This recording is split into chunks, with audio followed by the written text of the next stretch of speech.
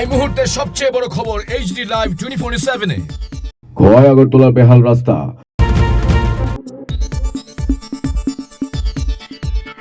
আপনারা দেখছেন HD live 24/7। নরক তঙ্গ এইচডি লাইভ 24/7। খোয়াই আগরতলা সড়কের বেহাল অবস্থার কারণে চরম ভোগান্তির শিকার সাধারণ মানুষ।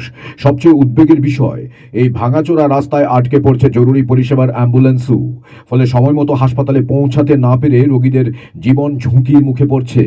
দীর্ঘদিন ধরে খানাখন্দে ভরা খোয়াই আগরতলা সড়ক সামান্য বৃষ্টিতেই রাস্তা কাদায় পরিণত হয়, যানবাহন ধীর গতিতে চলতে বাধ্য হচ্ছে।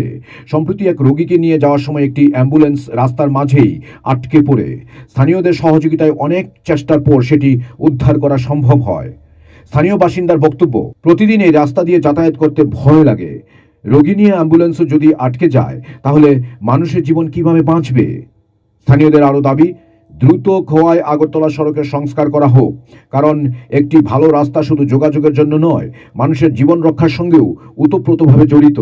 ওই গাড়ির দুইটা গাড়িটা বেশ কোন জায়গা দিয়ে আটকাইছেন? এটা পাহাড়ের ভিতরে। কতক্ষণ সময় হয়েছে? ও আধা ঘন্টা হয়ে যাবো। আপনি কই থেকে আইছেন, কই যেতে আসলেন? কোন জায়গা এটা? অসুবিধা হইতেছে?